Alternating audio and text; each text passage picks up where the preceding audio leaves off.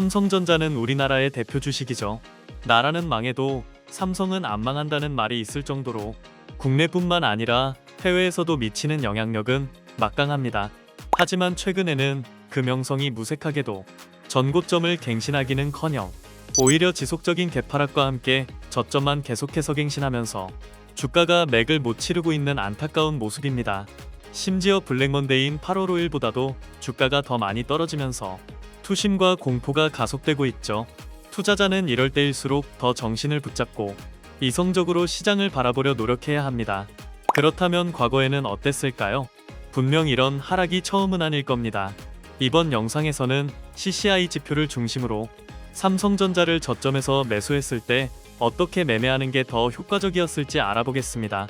참고로 젠포트프로 멤버십 분들에게는 이 CCI 지표를 활용한 투자 전략을 아카데미에서 공개하고 있으니 관심 있으시면 멤버십 구독을 시작해보세요.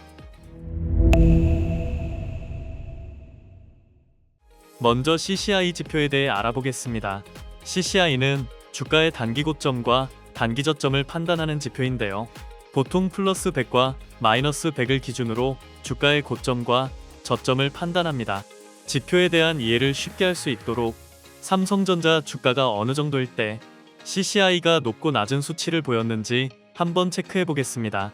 다음은 올해 3월부터 8월까지의 삼성전자 차트인데요. CCI가 플러스 100과 마이너스 100을 돌파했을 때 과연 어떤 흐름을 보였을까요? 먼저 CCI가 플러스 100을 넘겼을 때는 모두 상승 추세에 접어들었는데요. 3월의 상승 추세와 6, 7월의 상승 추세는 차이점이 있습니다. 3월의 상승 추세는 CCI가 하루 만에 300 이상 급등하면서 시작된 반등이었고 6, 7월의 상승 추세는 CCI가 일정 수준을 유지하면서 주가가 점점 올라가는 형태의 상승장이었죠. 반대로 CCI가 마이너스 100을 향 돌파한 하락장은 어땠을까요? 3월부터 8월까지 총세 구간이 있었는데 8월을 제외하고는 모두 유의미한 하락으로 이어지지는 않았습니다.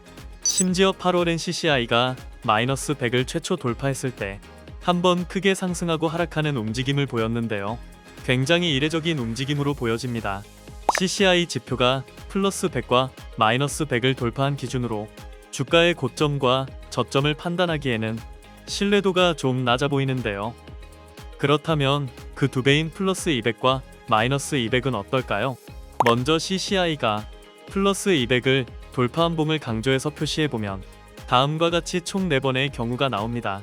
3월에는 명확히 고점이 아니라 상승 추세의 신호였고 7월에는 고점 부근에서 CCI가 200을 넘겼네요. 두 기간 모두 CCI 지표가 이틀 연속 200을 넘겼다는 공통점이 있습니다. 반대로 마이너스 200을 하향 돌파한 경우는 얼마나 될까요? 5개월이라는 기간 동안 총 2번 있었습니다. 차트만 봤을 땐 단기적으로 확실한 저점 구간에 마이너스 200이라는 수치가 찍혔네요. 2024년 3월에서 8월까지만 봤을 때는 CCI는 저점을 체크하는데 신뢰도가 비교적 높다고 할 수 있겠습니다.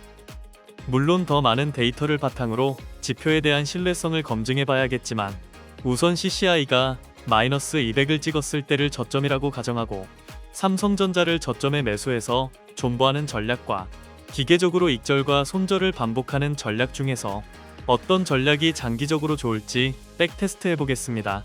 먼저 2007년 초에 5천만 원을 가지고 삼성전자를 매수해서 2024년 8월 30일까지 안 팔고 보유했을 경우 최종 누적 수익률은 410%가 나왔습니다. 17년 동안 내 돈이 4배 이상 불어났네요. 5천만 원이 2억이 됐습니다. 비록 중간에 고점 대비 40%가량 손실난 적도 있지만요. 그렇다면 사고팔고를 반복했다면 어땠을까요? 먼저 목표가와 손절가를 정해야 할 텐데 러프하게 목표가는 20%에서 50%까지 그리고 손절가는 목표가 대비 절반으로 설정해서 백테스트 해보겠습니다.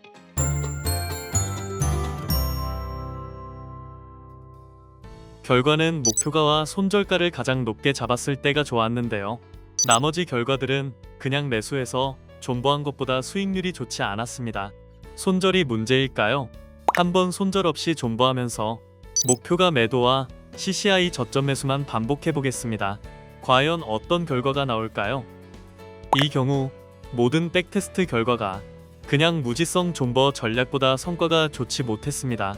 많은 경우의 수 중에서 삼성전자가 매수가 대비 50% 상승하면 익절하고 마이너스 25% 하락하면 손절하는 전략이 유일하게 존버보다 나은 수익률이 나왔네요.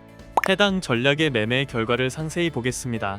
17년간 총 9번의 매매 중 7번은 50% 목표가에 익절하고 2번은 마이너스 25% 손절했네요. 비록 매매를 반복한 횟수는 적지만 승률은 상당히 좋다고 할 수 있겠습니다. 비록 저점이라고 생각한 타점인 CCI가 마이너스 200을 찍었을 때 삼성전자를 매수한다고 해도 마이너스 25% 이상의 손실은 각오해야겠지만요. 존버 전략과 사팔 전략의 수익률 그래프를 비교해 보겠습니다. 그래프만 봤을 때는 생각보다 엄청 큰 차이가 나지는 않죠. 심지어 특정 구간에서는 존버하는 게 더 나은 선택이었기도 하네요. 무엇보다 배당 수익률은 해당 백테스트 결과에 포함되지 않았기 때문에 배당 수익까지 포함한다면 누적 수익률 폭은 더 좁아지거나 존버 전략이 더 우세할 수도 있겠네요. 하지만 이 결과만 보고 무조건 존버가 정답이라고 단정 지을 수는 없습니다. 익절과 손절 외에 다른 변수를 추가하지 않았고 CCI만 보고 저점을 판단하기보다 이동평균선이나 RSI 같은 변수를 추가해서 더 좋은 타점을 잡는 방법도 있기 때문이죠. 만일 이런 변수들을 추가해서 백테스트를 해보고 싶다면 젠포트를 사용해 보시기 바랍니다. 삼성전자뿐만 아니라 코스피와 코스닥 전 종목을 대상으로 내가 원하는 조건을 만족하는 종목만 필터링해서 매수하고 원하는 조건을 만족할 때 매도를 할 수 있도록 설정하면 해당 알고리즘대로 매매를 할 수 있도록 실제 증권 계좌와 연동도 가능합니다. 최근 시장의 경우 하향 변동성이 매우 크기 때문에 한순간의 실수로 1년간의 이익이 없어질 수도 있고 손실에 대한 보상 심리 때문에 욕심을 부리다 더 큰 손실을 보실 수도 있습니다. 그러니 이런 시장일수록 정신을 바짝 차리고 더 원칙을 지키며 매매하시기 바랍니다. 다들 어려운 시장에 적응하느라 고심이 많으실 텐데요. 젠포트가 여러분의 투자 동반자로서 힘든 장을 이겨내는데 큰 도움이 되었으면 좋겠습니다.